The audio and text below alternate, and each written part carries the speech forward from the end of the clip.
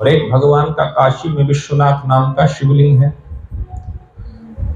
सूत जी कहते ऋषियों, ये जो शिवलिंग है, ये काशी नगरी है, ये कोई व्यक्ति के द्वारा, संसारिक मनुष्य के द्वारा स्थापित नगरी नहीं है, ये साक्षात भगवान महादेव के द्वारा स्वयं स्थापित नगरी है। जब भगवान एक थे तो एक से दो बनने का जब भाव आया तो उन भगवान महादेव के अंग से दो, एक स्त्री पुरुष की उत्पत्ति हुई, जो शिव और शक्ति के नाम से जगत में जाने गए। फिर कहते हैं इनको विहार करने की इच्छा हुई कि हम कहीं भ्रमण करें, कोई अपना एक निजी स्थान हो। तब कहते हैं उन शिव ने अपने इस मनोभाव से, मन संकल्प से एक काशी नगरी की स्थापना करी। फिर कहते हैं काशी नगरी की जब स्थापना करी, वह कहते हैं काशी नगरी परम पवित्र एवं परम सुख को देने वाली है। हे ऋषियों, वहां पर साक्षात भगवान विश्वनाथ के रूप में विराजमान है। जो भी ऋषि संत महात्मा उस नगरी में आकर के विराजमान होता है, काशी नगरी का आश्रय धारण करता है, कहते वो परम मुक्ति को प्राप्त हो जाता है। इसलिए इस काशी नगरी को अविमुक्त नगरी कहा जाता है। और वहां पर भगवान सबको मुक्ति देने के लिए अविमुक्तेश्वर नाम से सदैव के लिए विराजमान रहते हैं।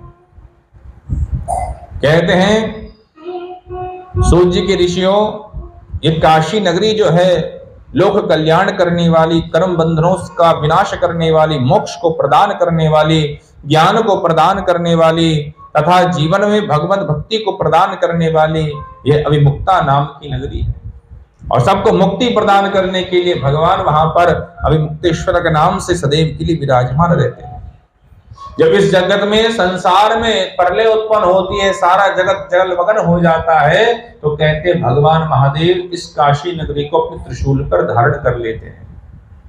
और जब पुनः सृष्टि की स्थापना होती है तो फिर भगवान पुनः इसको संसार में विराजमान कर देते हैं। हे ऋषियों, यह काशी नगरी भोग को भी प्रदान करती है, मोक्ष को भी प्रदान करती है, क्योंकि यह नगरी, काशी नगरी भगवान महादेव की गोपनीय नगरी है। गोपनीय क्षेत्र है भगवान का, जहां पर जो व्यक्ति किसी भी प्रकार, किसी भी परिस्थिति से, किसी भी कारणवश अपने प्राणों को त्याग देता है, कहते हैं वो निसंदेह ही मुक्ति पद का अधिकारी बन जाता है, मोक्ष को प्राप्त हो जाता है।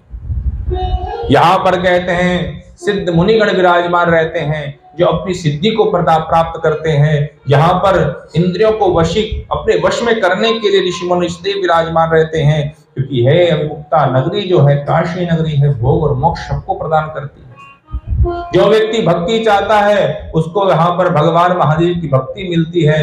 जो यहाँ पर भोग चाहता है तो भगवान इसको वहां भोग प्रदान करते हैं। और जिसको यहाँ पर ज्ञान चाहिए तो भगवान महादेव उसको यहाँ पर ज्ञान भी प्रदान कर देते हैं। हे ऋषियों, इस नगरी में कोई भी वर्ण का व्यक्ति हो, चाहे ब्राह्मण हो, क्षत्रिय, वैश्य, शूद्र, कोई भी हो, बालक हो, युवा हो, वृद्ध हो, कहते उनमें से कोई भी इस नगरी का आश्रय धारण करता है तो अवश्य वो मुक्ति का अधिकारी बन जाता है, मोक्ष पद का अधिकारी बन जाता है। हे ऋषियों, इसलिए इस नगरी में जिसको जन्म मिल गया, मानो उसके जीवन के कितने बड़े सुकृत्य पुण्य रहे होंगे कि इस पुण्य के फल के कारण उस व्यक्ति को काशी नगरी में जन्म मिला।